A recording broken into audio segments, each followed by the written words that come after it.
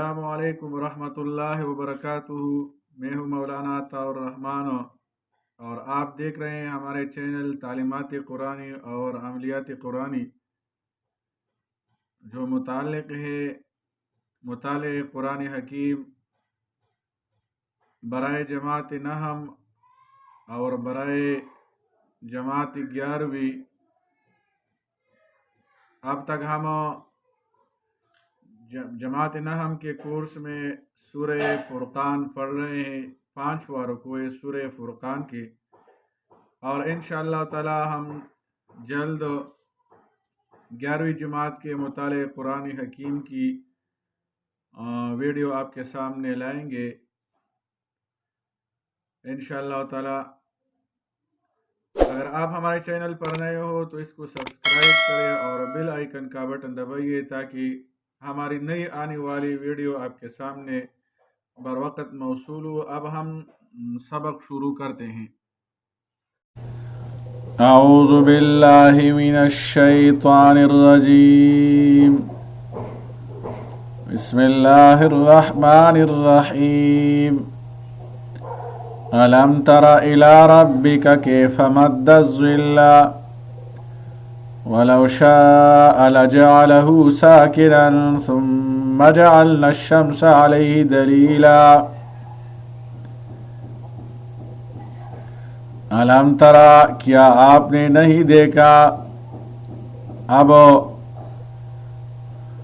दलाइल अक़लिया अल्लाह ताला की वहदानियत पर और अल्लाह जल्ल शानहू के कुदरत कामिला पर दलाइल है कि आप अल्लाह जल्ल शानहू की कुदरत को नहीं देखते कि साये को कैसे फैलाया। और इस अगर अल्लाह चाहता तो ये साया हमेशा के लिए ठहर जाता। और इस साये पर दलील सूरज है। अगर सूरज न होता किसी को साये का पता और धूप का पता नहीं लगता। ये अल्लाह ताला की कुदरत कामिला है। अलम तरा, क्या आपने नहीं देखा इला रब्बिका, अपने रब की कुदरत की तरफ, कैफ़ मद्द ज़िल्ला, कैसे साये को फैलाया, वलौ शाअ लजअलहु साकिनन, और अगर वो चाहता तो इसे ठहरा हुआ कर देता। सुम्मा जअलना अश-शम्स अलैहि दलीला, फिर हमने सूरज को इस पर दलील बना दिया। इन आयात में अल्लाह जल्ल शानहू की कुदरत कामिला और बंदों पर उसके इनामात व एहसानात का जिक्र है, जिससे हक़ ताला की तौहीद और इस्तिहक़ाक़ इबादत में उसके साथ किसी का शरीक न होना भी साबित होता है। यहाँ से अलम तरा इला रब्बिका कैफ़ मद्द ज़िल्ला, धूप और छाँव दोनों ऐसी नेमतें हैं कि उनके बगैर इंसानी ज़िंदगी और इसके कारोबार नहीं चल सकते। हर वक़्त हर जगह धूप ही धूप हो जाए तो इंसान और हर जानदार के लिए कैसी मुसीबत हो जाएगी, ये तो जाहिर है। और साया का भी यही हाल है कि अगर हर जगह हर वक़्त साया ही रहे, कभी धूप न आवे, तो इंसान की सेहत व तंदुरुस्ती नहीं रह सकती और भी हज़ारों कामों में खलल आए। अल्लाह ताला ने ये दोनों नेमतें अपनी कुदरत कामिला से पैदा फरमाए और इंसानों के लिए उनको मूजिब राहत व सुकून बनाया। लेकिन अल्लाह ताला ने अपनी हिकमत कामिला से इस दुनिया में पैदा होने वाली तमाम अशिया को ख़ास असबाब के साथ मरबूत कर दिया है कि जब वो असबाब मौजूद होते हैं तो ये चीज़ें मौजूद हो जाती हैं, जब नहीं होते तो ये चीज़ें भी नहीं रहती। असबाब कवी या ज़्यादा होते हैं तो उनके मुसब्बबात का वजूद कवी और ज़्यादा हो जाता है। असबाब वो कमज़ोर या कम होते हैं تو مسببات بھی کمزور یا کم ہو جاتے ہیں۔ غلہ اور گھاس اگانے کا سبب زمین اور پانی اور ہوا کو بنا رکھا ہے، روشنی کا سبب آفتاب مہتاب کو بنا رکھا ہے، بارش کا سبب بادل اور ہواؤں کو بنا رکھا ہے، اور ان اسباب اور ان پر مرتب ہونے والے اثرات میں ایسا مستحکم اور مضبوط ربط قائم فرما دیا ہے کہ ہزاروں سال سے بغیر کسی ادنا فرق کے چل رہے ہیں۔ آفتاب اور اس کی حرکت اور اس سے پیدا ہونے والے دن رات اور دھوپ چھاؤں پر نظر ڈالو تو ایسا مستحکم نظام ہے کہ صدیوں بلکہ ہزاروں سال میں ایک منٹ بلکہ ایک سیکنڈ کا فرق نہیں رہتا۔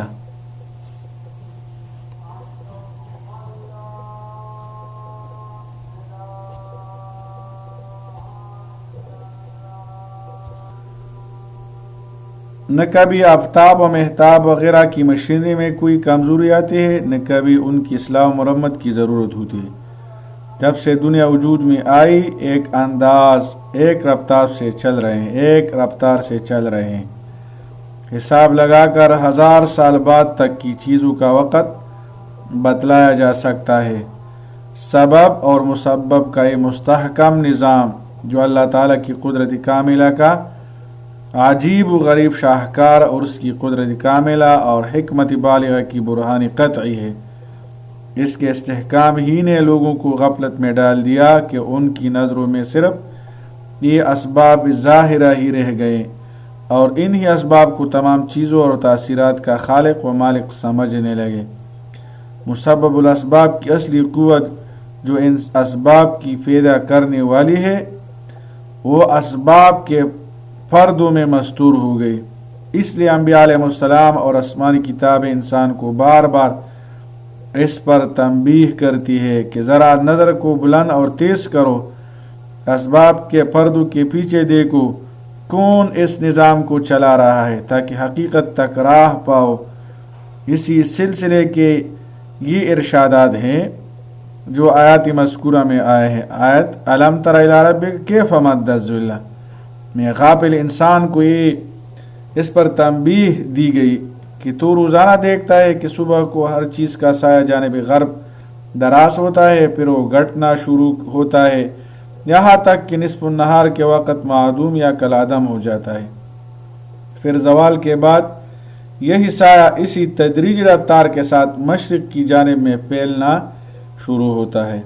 ہر انسان اس دھوپ اور چھاؤں کے فوائد ہر روز حاصل کرتا ہے اور اس کی آنکھیں دیکھتی ہیں کہ یہ سب کچھ آفتاب کے طلوع ہونے پر بلند ہونے پر غروب کی طرف مائل ہونے کے لازمی نتائج و ثمرات ہیں، لیکن آفتاب کے کرہ کی تخلیق پھر اس کے ایک خاص نظام کے تحت باقی رکھنے کا کام کس نے کیا؟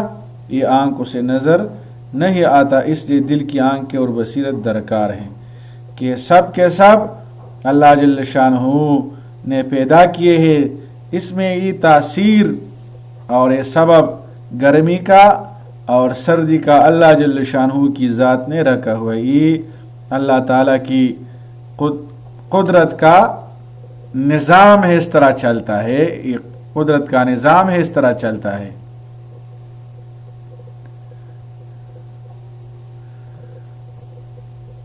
ثم جعلنا الشمس، پھر ہم نے سورج کو علیہ دلیل، اس پر دلیل بنا دیا، ثم قبضناہ الینا قبضا یسیرا، پھر ہم اس سائے کو آہستہ آہستہ اپنی طرف سمیٹ لیتے ہیں، اپنی طرف سمیٹ لیتے ہیں۔ وَهُوَ الَّذِي جَعَلَ لَكُمُ اللَّيْلَ لِبَاسًا، اور وہی ذات ہے اور وہی ہے اللہ تعالیٰ جس نے تمہارے لیے رات کو ڈھانپنے والی بنایا، اس کو لباس بنا تاکہ تمہارے ہر چیز کو ڈھانپ لے، اس میں پردہ اور پوشیدگی ہے، وَالنَّوْمَ سُبَاتًا، اور نیند کو آرام کا ذریعہ بنایا، وَجَعَلَ النَّهَارَ نُشُورًا، اور دن کو کام کے لیے اٹھ کھڑے ہونے کا وقت بنایا. نشوراً دوبارہ زندہ کرنا، خواب سے بیدار کرنا، دن کو اس لیے بنایا. وَجَعَلَ النَّهَارَ نُشُورًا،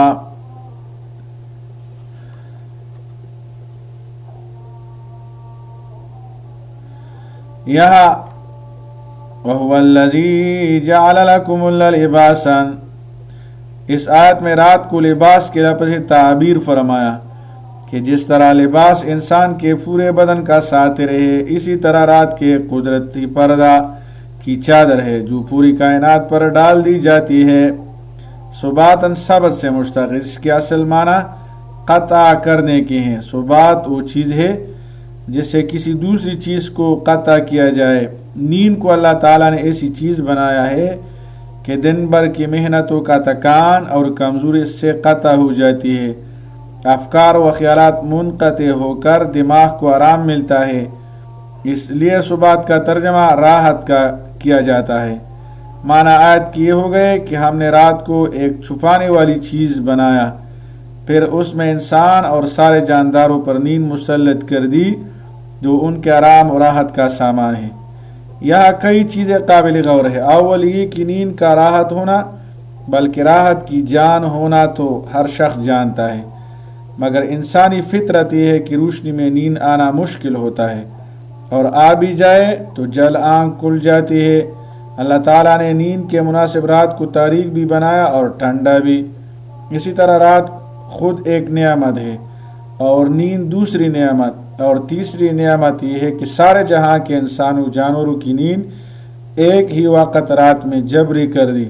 ورنہ اگر ہر انسان کی نیند کے اوقات دوسرے انسان سے مختلف ہوتے تو جس وقت کچھ لوگ سونا چاہتے دوسرے لوگ کاموں میں مصروف اور شور و شغب کا سبب بنے رہتے. اسی طرح جب دوسروں کے سونے کی باری آتی تو اس وقت کام کرنے والے چلنے و پھرنے والے ان کی نیند میں خلل انداز ہوتے.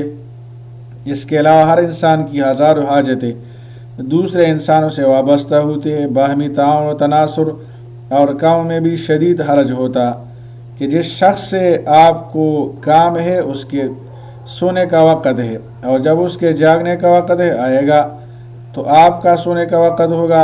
اگر ان مقاصد کی تکمیل کے لیے کسی بین الاقوامی معاہدہ سے کام لیا جاتا کہ سب لوگ اپنے سونے کا وقت ایک ہی مقرر کر لے، اول تو ایسا معاہدہ اربوں کروڑوں انسانوں میں ہونا آسان نہ تھا.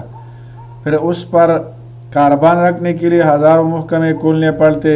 اس کے باوجود عام قانونی اور معاہداتی طریقوں سے طے ہونے والی چیزوں میں جو خلل ہر جگہ رشوت، رعایت وغیرہ کے سبب پایا جاتا ہے وہ پھر بھی باقی رہتا. اللہ تعالیٰ نے اپنی قدرت کامل سے نیند کا ایک وقت جبری مقرر طور پر مقرر کر دیا کہ ہر انسان اور ہر جانور کو اسی وقت نیند آتی ہے. کبھی کسی ضرورت سے جاگنا بھی چاہے تو اس کے لیے مشکل سے انتظام کر پاتا ہے.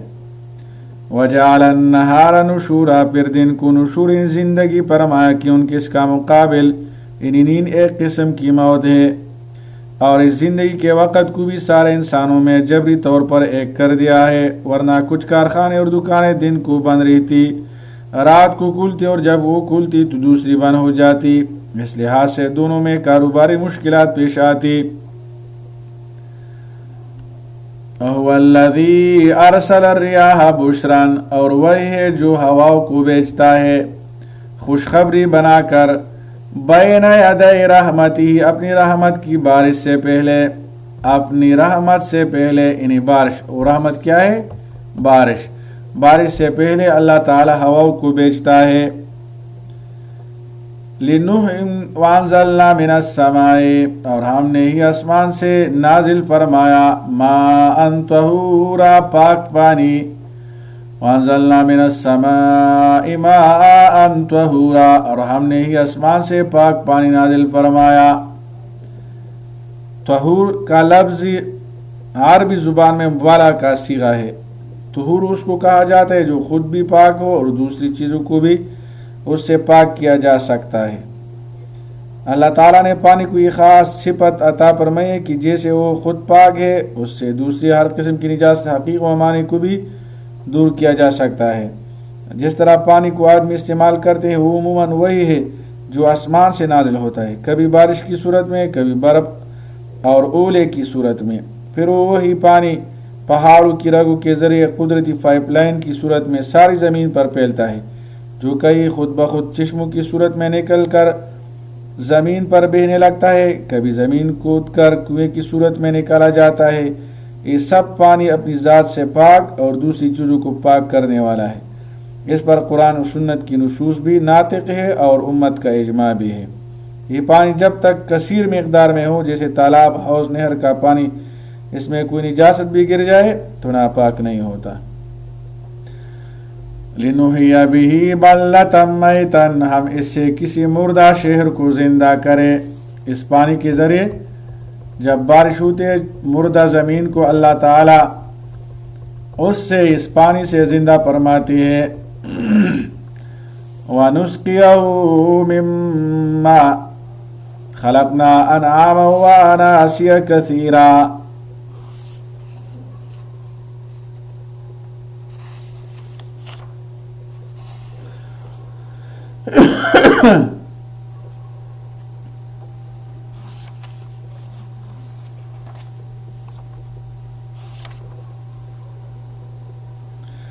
وَنُسْقِيَهُ مِمَّا، اور پلائے اس کو، مِمَّا خَلَقْنَا، اپنے پیدا کیے ہوئے، انعاما وَأَنَاسِيَ كَثِيرًا، بہت سے چھپائے اور آدمیوں کو، جانوروں کو، اور اسی طرح انسانوں کو ہم اس سے پلاتے ہیں۔ بہت سے انسانوں، بہت سے جانوروں کو اس سے پلاتے ہیں۔ اناسیہ، اور بعض نے فرمایا کہ انسان کی جمع ہے، اناسیہ انسیون کی جمع ہے یا انسان کی جمع ہے۔ آیت میں یہ بتلایا ہے کہ آسمان سے نازل کردہ پانی سے اللہ تعالیٰ زمین کو بھی سیراب کرتا ہے اور جانوروں کو بھی اور بہت سے انسانوں کو بھی۔ یہاں یہ بات قابل غور ہے کہ جس طرح جانور سب کے سب اس پانی سے سیراب ہوتے ہیں، اسی طرح انسان بھی سبھی اس پانی سے فائدہ اٹھاتے ہیں اور سیراب ہوتے ہیں۔ پھر ان میں یہ تخصیص کہ بہت سے انسانوں کو سیراب کیا، اس سے تو یہ لازم آتا ہے کہ بہت سے انسان اس سیرابی سے محروم اور الگ ہیں۔ جواب یہ ہے کہ یہاں بہت سے انسانوں سے وہ جنگل کے رہنے والے لوگ مراد ہیں جن کا عموماً گزارا بارش کے پانی پر ہوتا ہے۔ شہری آبادی والے تو نہروں کے کناروں پر کنویں کے قریب آباد ہوتے ہیں، بارش کے منتظر نہیں رہتے۔ وَلَقَدْ صَرَّفْنَاهُ بَيْنَهُمْ، یقیناً ہم نے اس بارش کو ان کے درمیان طرح طرح سے تقسیم کیا ہے، لِيَذَّكَّرُوا، تاکہ وہ نصیحت حاصل کرے۔ وَلَقَدْ صَرَّفْنَاهُ بَيْنَهُمْ، مطلب آیت کا یہ ہے کہ بارش کو ہم بدلتے اور پھیرتے رہتے ہیں، کبھی ایک شہر میں کبھی دوسرے میں۔ حضرت ابن عباس نے فرماتے ہیں کہ جو لوگوں میں شہرت ہوتی ہے کہ اس سال بارش زیادہ ہے، اس سال کم ہے، یہ حقیقت کے اعتبار سے صحیح نہیں، بلکہ بارش کا پانی تو ہر سال اللہ تعالیٰ کی طرف سے یکساں نازل ہوتا ہے۔ البتہ بحکم الہی یہ ہوتا رہتا ہے کہ اس کی مقدار کسی شہر میں زیادہ کر دی، کسی میں کم کر دی، بعض اوقات کمی کر کے کسی بستی کے لوگوں کو سزا دینا اور متنبہ کرنا ہے، اور بعض اوقات زیارتی بارش عذاب بن جاتی ہے۔ تو وہی پانی جو خالص رحمت ہے، جو اللہ تعالیٰ کی ناشکر و نافرمانی کرتے ان کے لیے اسی کو عذاب اور سزا بنا دیا جاتا ہے۔ فَأَبَى أَكْثَرُ النَّاسِ، مگر اکثر لوگوں نے ناشکری کی، اللہ کفورا، ناشکری کے سوا نہیں مانا۔ فَأَبَى أَكْثَرُ النَّاسِ إِلَّا كُفُورًا، مگر اکثر لوگوں نے ناشکری سے سوا نہیں مانا، انکار کیا، انکار کیا، اکثر الناس، اکثر لوگوں نے، الا کفورا، مگر وہ ناشکری سے انکار نہیں کرتے۔ وَلَوْ شِئْنَا لَبَعَثْنَا فِي كُلِّ قَرْيَةٍ نَذِيرًا، اور اگر ہم چاہتے تو ہر بستی میں خبردار کرنے والا بھیج دیتے، ایک پیغمبر ہر بستی میں ایک پیغمبر بھیج دیتے۔ فلا تطیع الکافرین، پس آپ کافروں کا کہنا نہ مانے۔ وجاہدہم بہ جہادا کبیرا، اور اس قرآن کے ذریعے ان سے بڑا جہاد کرے۔ وجاہدہم بجہاد کبیرہ، یہ آیت مکی ہے، جبکہ اس کا احکام سے قتال و جنگ کے نازل نہیں ہونے چاہیے۔ یہ مکی صورت ہے، احکام جہاد اور قتال مکہ میں نازل نہیں ہوئے، اس لیے یہاں جہاد سے مراد یہ بہی کی ضمیر قرآن کی طرف راجع ہیں۔ معنی آیت کہی ہے کہ قرآن کے ذریعے مخالفین اسلام سے جہاد کرو، بڑا جہاد، قرآن کے ذریعے اس جہاد کا حاصل اس کے احکام کی تبلیغ کرو اور ان کو اللہ تعالیٰ کی طرف متوجہ کرو، ان کی توجہ اللہ تعالیٰ کی ان قدرتوں کی طرف لاؤ۔ اس کو جہاد کہا جاتا ہے، خواہ زبان سے ہو یا قلم سے یا دوسرے طریقوں سے، ان سب کو جہاد کبیر فرمایا۔ وَهُوَ الَّذِي مَرَجَ الْبَحْرَيْنِ هَذَا عَذْبٌ فُرَاتٌ، وَهُوَ الَّذِي، اور وہی ہے اللہ، مرج البحرین، جس نے دو دریاؤں کو ملا دیا، هَذَا عَذْبٌ فُرَاتٌ، یہ ایک میٹھا پیاس بجھانے والا ہے، ایک دریا میٹھا بھی ہے، پیاس بجھانے والا بھی ہے، وَهَذَا مِلْحٌ أُجَاجٌ، اور یہ دوسرا کاری کڑوا ہے بہت، ہم پشت زبان میں اس کو کہتے ہیں ڈیری ترخیری، اور یہ دوسرا کاری کڑوا ہے، وَجَعَلَ بَيْنَهُمَا، اور اس نے ان دونوں کے درمیان، اللہ تعالیٰ نے ان دونوں کے درمیان برزخاً، ایک پردہ بنایا ہوا ہے، وَحِجْرًا مَحْجُورًا، اور مضبوط رکاوٹ، دونوں دریا ایک ساتھ بہتے ہیں لیکن ان کے پانی ایک دوسرے کے ساتھ ملتے نہیں ہیں۔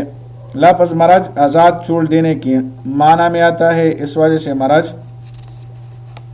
چھوڑنا، جہاں جانور آزادی سے چلے پھرے اور چرے۔ عذب میٹھے پانی کو کہا جاتا ہے، فرات خوش ذائقہ خوشگوار، ملح نمکین، اجاج تیز و تلخ۔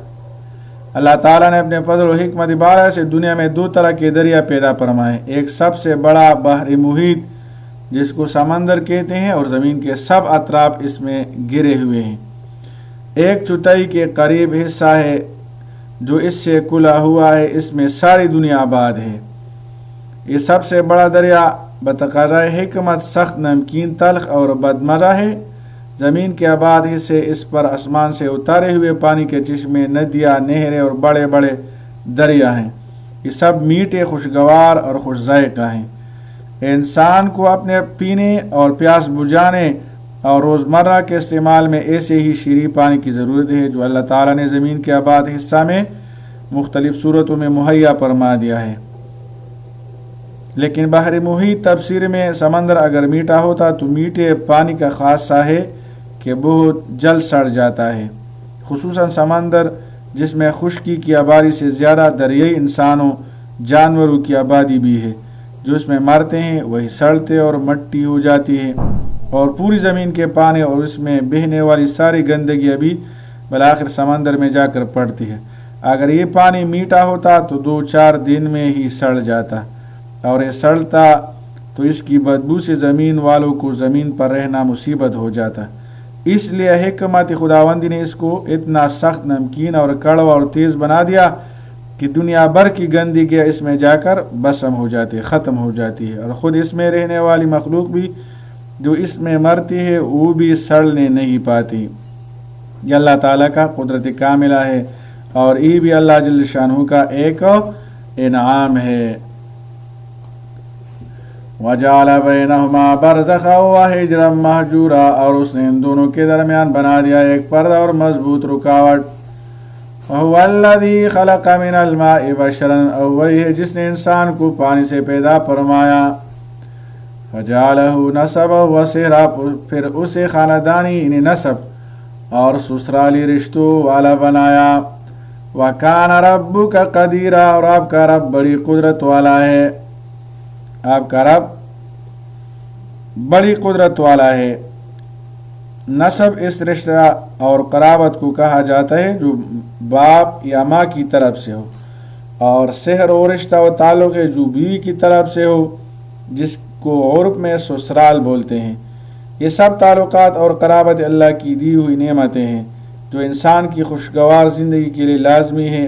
اکیلا آدمی کوئی کام بھی نہیں کر سکتا. وَيَعْبُدُونَ مِن دُونِ اللَّهِ اور یہ پوجتے ہیں اللہ کے سوا ان چیزوں کو مَا لَا يَنْفَعُهُمْ جو انہیں فائدہ پہنچا سکتی ہے وَلَا يَضُرُّهُمْ اور نہ انہیں نقصان پہنچاتی ہے. وَكَانَ الْكَافِرُ عَلَى رَبِّهِ ظَهِيرًا اور کافر اپنے رب کی طرف پیٹ پھیرنے والا ہے. وہ اپنی رب کی عبادت نہیں کرتے، ان کی قدرت کاملہ میں سوچ نہیں کرتا اور ان کے انعامات کی ناشکری کرتے ہیں. وَمَا أَرْسَلْنَاكَ إِلَّا مُبَشِّرًا وَنَذِيرًا ہم نے آپ صلی اللہ علیہ وسلم کو صرف ایک خوشخبری سنانے والا وَنَذِيرًا اور خبردار کرنے والا رسول بنا کر بھیجا ہے. مبشرًا خوشخبری دینے والا، نذیرًا خبردار کرنے والا. قُلْ مَا أَسْأَلُكُمْ عَلَيْهِ مِنْ أَجْرٍ آپ صلی اللہ علیہ وسلم فرما دیجئے کہ میں تم سے اس تبلیغ پر کوئی اجر نہیں مانگتا، کوئی مزدوری نہیں مانگتا. میں تو اللہ کی رضا کے لیے آپ کو دعوت و تبلیغ کرتا ہوں. یعنی تمہیں ایمان کی دعوت اور اللہ تعالیٰ کے احکام پہنچانے اور دنیا و آخرت میں تمہارے لیے فلاح کی کوشش کرنے میں میرا کوئی دنیاوی فائدہ نہیں. میں اپنی اس محنت کا تم سے کوئی اجر و معاوضہ نہیں مانگتا. میرا فائدہ اس کے سوا نہیں کہ جس کا جی چاہے اللہ کا راستہ اختیار کر لے. اور ظاہر ہے کہ کوئی شخص راہ پر آ جائے تو فائدہ اسی کا ہے. اس کو اپنا فائدہ قرار دینا پیغمبرانہ شفقت کی طرف اشارہ ہے کہ میں تمہارے فائدہ ہی کو اپنا فائدہ سمجھتا ہوں. یہ ایسا ہے جیسے کوئی بوڑھا ضعیف باپ اولاد کو کہے کہ تم کھاؤ پیو اور خوش رہو، یہی میرا کھانا پینا اور خوش رہنا ہے. اور یہ بھی احتمال ہے کہ اس کو اپنا فائدہ اس لحاظ سے فرمایا ہو جس کا ثواب آپ کو ملے گا، جیسا کہ احادیث صحیحہ میں آئی ہے کہ جو شخص کسی کو نیک کاموں کی ہدایت کرتا ہے اور وہ اس کے کہنے کے مطابق نیک عمل کرے تو اس کے عمل کا ثواب خود کرنے والوں کو بھی پورا ملے گا اور اتنا ہی ثواب ہدایت کرنے والے شخص کو بھی ملے گا. قُلْ مَا أَسْأَلُكُمْ عَلَيْهِ مِنْ أَجْرٍ إِلَّا مَنْ شَاءَ اس تبلیغ پر کوئی اجر نہیں مانگتا مگر یہ کہ جو چاہے اختیار کرے.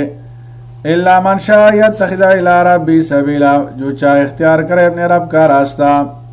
وَتَوَكَّلْ اور آپ بھروسہ کیجئے عَلَى الْحَيِّ الَّذِي لَا يَمُوتُ اس زندہ رہنے والے رب پر جسے کبھی موت نہیں آئے گی. وَسَبِّحْ بِحَمْدِهِ اور اس کی حمد کے ساتھ تسبیح کیجئے.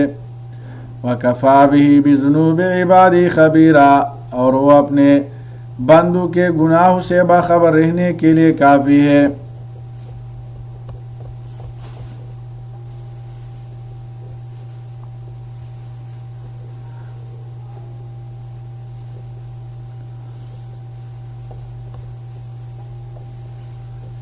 الذی خلق السماوات والارض جس نے پیدا فرمایا آسمان اور زمین کو. وما بینہما اور جو کچھ ان دونوں کے درمیان ہے. فی ستۃ ایام 6 دنوں میں. ثم استوى علی العرش پھر وہ عرش پر اپنی شان کے لائق جلوہ فرما ہوا اللہ جل شانہ عرش پر. یہ متشابہات میں سے امام مالک رحمہ اللہ سے کسی نے پوچھا کہ استواء علی العرش کیا ہے؟ انہوں نے جواب دیا استواء تو معلوم ہے والکیفیت مجهول اس کی کیفیت اور طریقہ مجهول ہے کس طرح اللہ عرش پر ہے اور اس کے بارے میں سوال کرنا بدعت ہے. ہم اس پر صرف ایمان لاتے ہیں. الرحمن فاسأل بھی خبیرہ اور رحمان ہے آپ اس کے بارے میں کسی باخبر سے پوچھ لیجئے. یعنی آسمان و زمینوں کو پیدا کرنا پھر اپنی شان کے مطابق ان پر جلوہ افروز ہونا سب اللہ رحمان کا کام ہے. اس کی تصدیق و تحقیق مطلوب ہو تو کسی باخبر سے پوچھے. باخبر سے مراد اللہ تعالیٰ یا جبریل امین ہے. اور یہ احتمال بھی ہے کہ اس سے مراد کتب سابقہ کے علماء ہوں جن کو اپنے پیغمبروں کے ذریعے اس معاملہ کی اطلاع ملی ہے. اذا قیل لهم اسجدوا للرحمن اور جب ان لوگوں سے کہا جاتا ہے کہ رحمان کو سجدہ کرو، قالوا وما الرحمن، تو کہتے رحمان کیا ہے، انسجد لما تأمرنا، کیا ہم اس کو سجدہ کرے جس کا تم ہمیں حکم دیتے ہو، زادہم نفورا، اور یہ بات انہیں نفرت میں بڑھا دیتی ہے، ان کی نفرت اور بھی زیادہ ہوتی ہے۔ اللہ تعالی عمل کرنے کی توفیق عطا فرمائے۔ السلام علیکم ورحمۃ اللہ وبرکاتہ۔